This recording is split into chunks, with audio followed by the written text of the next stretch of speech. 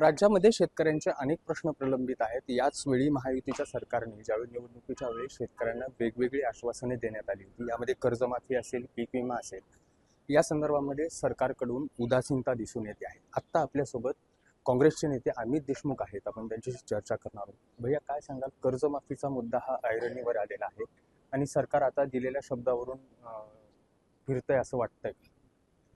महाराष्ट्र राज्याची आर्थिक स्थिती ही चिंताजनक आहे आणि निवडणुकांमध्ये ज्या काही घोषणा महायुतीनं केल्या त्या निवडणुका डोळ्यासमोर ठेवून केल्या आणि त्या घोषणांना पूर्ण करण्याची कुठलीही पूर्वतयारी त्यांची आहे असं आम्हाला वाटलं नाही.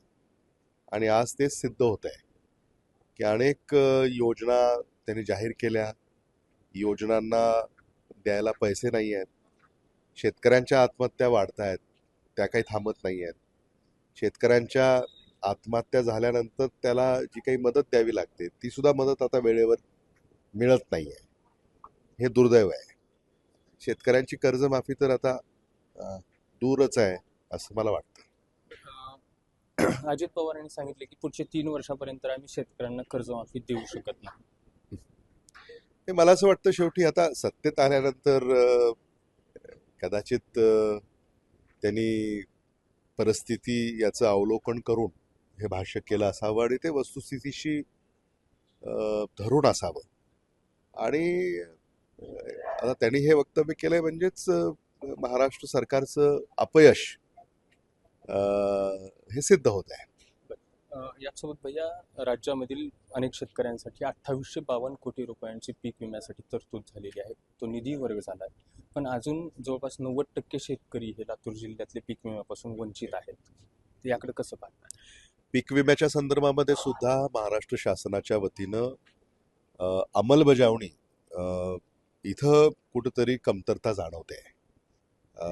आमची तर मागणी अशी होती की पीक विम्या संदर्भामध्ये एक कायदा करावा आणि कायद्यानं पीक विमा नुकसान झाल्यानंतर 30 दिवसामध्ये नुकसान भरपाई त्या शेतकऱ्याच्या खात्यावर जमा व्हावी अशी कल्पना आम्ही मांडली होती.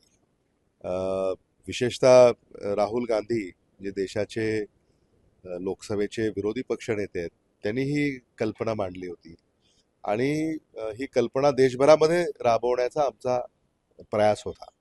निवडणुकांमध्ये आम्हाला यश आलं नाही, पण ही मूळ कल्पना राहुल गांधी यांनी मांडली आहे आणि महाराष्ट्रामध्ये सुद्धा सरकारनं ही जी सूचना विरोधी पक्षाकडनं करण्यात आलेली आहे त्याचाही स्वीकार त्यांनी करावा अशी आमची मागणी असणार आहे, जेणेकरून शेतकऱ्याला कधी हवामानामुळं किंवा अवकाळी पावसामुळं जर पिकाचं नुकसान झालं तर त्याला कायद्याचा आधार असावा, त्याच्याशिवाय त्याला मदत होईल असं मला वाटत.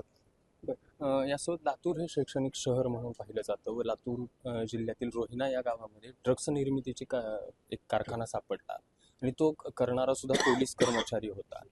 तर हे म्हणजे लातूरची वाटचाल वेगळी. हे गृह खात्याचं अपयश आहे आणि दुर्दैव आहे हे महाराष्ट्राचं.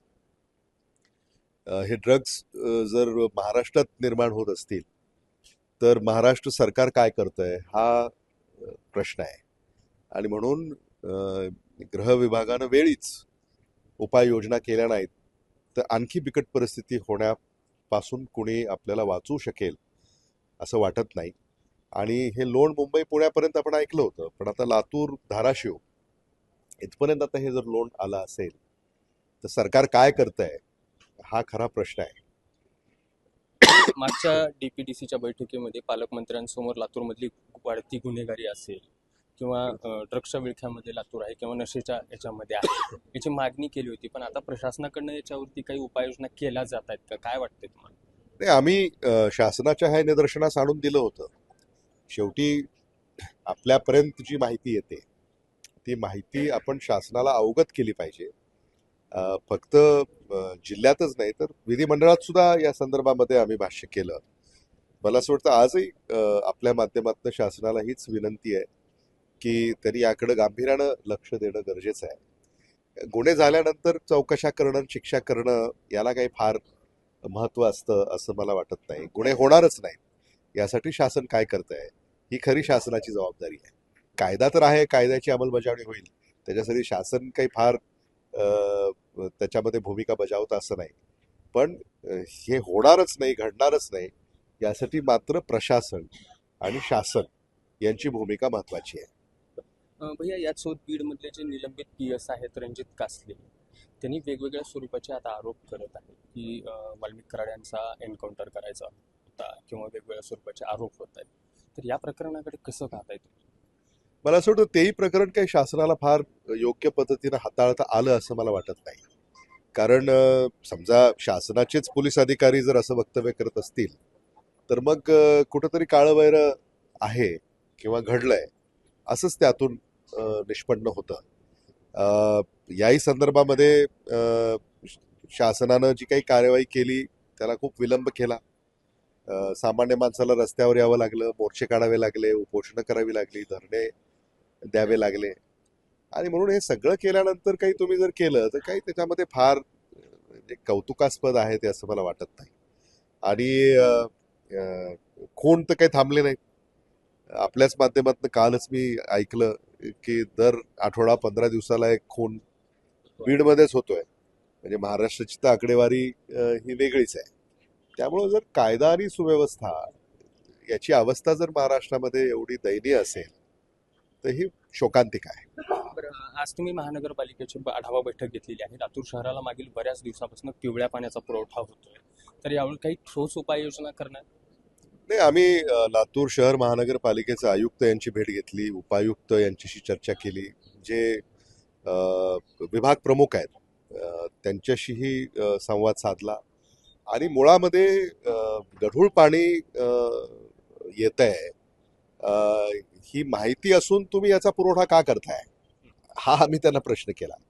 म्हणजे जर पाण्याचा जो उपसा तुमच्या जलवाहिन्यांमध्ये येतोय आणि तुमच्या शुद्धीकरण जो प्रकल्प आहे तिथे जर गढूळ पाणी येतं हे तुम्हाला दिसतंय तर त्याचा पुरवठा तुम्ही का करताय हा पहिला प्रश्न आम्ही त्यांना केला.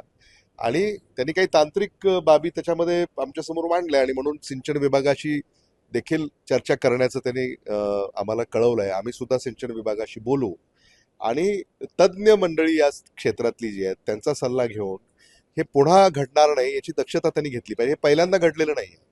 गेल्याही वर्षी हे घडलं, त्याच्या अगोदरही हे घडलं, काही वर्षापूर्वी देखील हे घडलं. आणि याच्यामध्ये जीविताची हानी होऊ शकते. म्हणजे एखाद्या त्या पाण्यात झाल्यानंतर समजा त्याचं प्राशन कोणी करून जर काही त्याच्या प्रकृतीला जर काही हानी झाली तर याला कोण जबाबदार आहे? म्हणजे आता मनुष्यवधाचा गुन्हा नोंदवा असं अनेकदा आपण ऐकतो, पण हे त्या कक्षेमध्ये बसतं का नाही हे देखील आम्ही त्यांना विचारलं. म्हणजे लातूर शहर हे जवळपास 7-8 लाख लोकसंख्या असलेलं शहर आहे आणि या शहरामध्ये जर तुम्ही गढूळ पाणी पुरवठा करणार असाल आणि मला असं वाटतं की म्हणजे आजही पिवळं पाणी आलंय असं आम्ही ऐकतोय आणि त्वरित ते पाणी पुरवठा बंद करावा अशी आग्रही सूचना वजा विनंती आम्ही त्यांना केलेली आहे. आणि त्याच्यावर त्यांनी बंदोबस्त करावा.